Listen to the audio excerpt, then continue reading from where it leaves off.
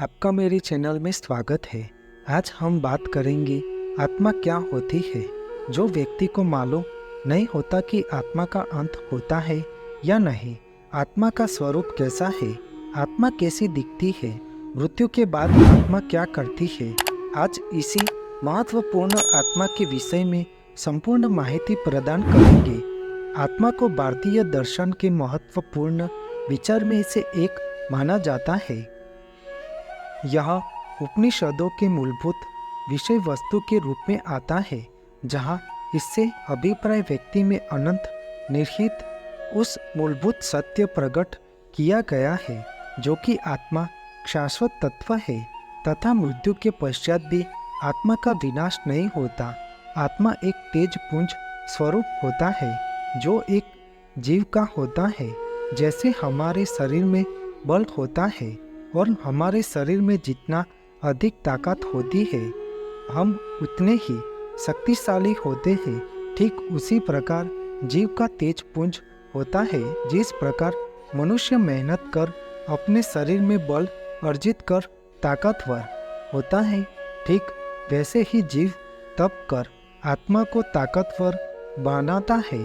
जैसे शरीर से अलग बल नहीं होता, ठीक वैसे ही जीव से अलग आत्मा नहीं होती है।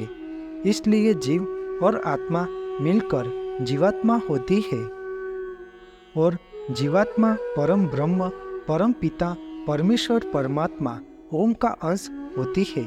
इसलिए जब भी जीव अपने परम पिता का नाम लेता है, ओम शब्द का नाम तो जीवात्मा को परमात्मा का आभास उसी नाम से होता है। और जब मोक्ष की प्राप्ति होती है तो इस जन्म मृत्यु के चक्र से होकर गुजरना पड़ता है। तब उसी पर ब्रह्म परमेश्वर परमात्मा में जीवात्मा का मिलन होता है। यही सत्य है, उसे नकारा नहीं जा सकता। आत्मा का सचोट निरूपण श्रीमद् भागवत गीता में किया गया है। आत्मा को शस्त्र से काटा नहीं जा सकता, अग्नि उसे जला नहीं सकती, जल उसे गीला नहीं कर सकता और वायु उसे सूखा नहीं सकता। जिस प्रकार मनुष्य पुराने वस्त्रों को त्याग कर नए वस्त्र धारण करता है, उसी प्रकार आत्मा पुराने शरीर को त्याग कर नवीन शरीर धारण करता है। तुम्हें और मुझे ही आत्मा कहा जाता है। न तो यह शरीर तुम्हारा है और न ही तुम इस शरीर के हो। यह शरीर पंच तत्वों से बना है, अग्नि, जल, वायु, पृथ्वी और आकाश। एक दिन यह शरीर इन्हीं पंच तत्वों में विलीन हो जाएगा। प्रत्येक व्यक्ति, पशु, पक्षी, जीव, जंतु आदि सभी आत्मा है। खुद को यह समझना कि मैं शरीर नहीं एक शुद्ध आत्मा हूँ, यह आत्मज्ञान के मार्ग पर रखा गया पहला कदम है जो हर किसी को स्वीकार करना पड़ता है। आत्मा के 3 स्वरूप माने गए हैं, जैसे कि जीवात्मा, प्रेतात्मा और सूक्ष्मात्मा। जो भौतिक शरीर में वास करती है उसे जीवात्मा कहते हैं।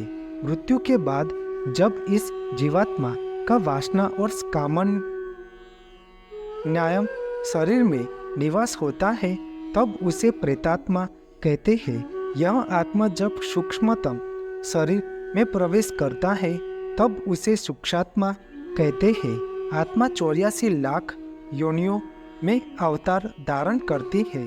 84 लाख योनियों जैसे कि पशु योनि, पक्षी योनि, मनुष्य योनि में जीवन यापन करने वाली आत्माएं मरने के बाद अदृश्य भूत प्रेत योनि में चली जाती है। आत्मा के प्रत्येक जन्म भूत द्वारा प्राप्त जीव रूप को योनि कहते हैं। ऐसे 84 लाख योनियों है जिसमें कीट पतंगे, पशु पक्षी, वृक्ष और मानव आदि सभी शामिल है। हिंदू धर्म के मान्यता के अनुसार जीवात्मा 84 लाख योनियों में भटकने के बाद मनुष्य जन्म धारण करती है। 84 लाख योनियों इस प्रकार गिना जाए तो पेड़ पौधे का 30 लाख, कीड़े मकोड़े का 27 लाख, पक्षी का 14 लाख, पानी के जीव जंतु का 9 लाख, देवता, मनुष्य और पक्षी का 4 लाख, कुल मिलाकर 84 लाख योनियों होती है। इस संसार में अनगिनत ज्ञानी पुरुष हुए हैं, जैसे कि भगवान कृष्ण, बुद्ध, जीसस, अष्टवक्र, राजा जनक, संत कबीर, मीराबाई, गुरु नानक, साईं बाबा आदि, जिन्होंने अपनी आत्मा का साक्षात्कार किया है और आत्मा को पाने के रास्ते बताए हैं। सभी ज्ञानी पुरुषों ने एक मत से यह समझाया है कि आत्मा अमर है, ना ही कभी जन्म लेती, ना ही उसकी मृत्यु होती।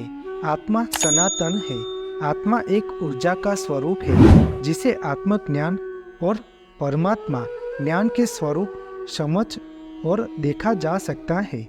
कई धार्मिक, दार्शनिक और पौराणिक परंपराओं में आत्मा एक जीवित प्राणी का निराकार क्षार है। आपको मेरी यह माहिती अच्छी लगी हो तो मेरे चैनल को लाइक, शेयर, कमेंट, सब्सक्राइब करें और बेल आइकन को दबाना ना भूलें। जय स्वामी नारायण।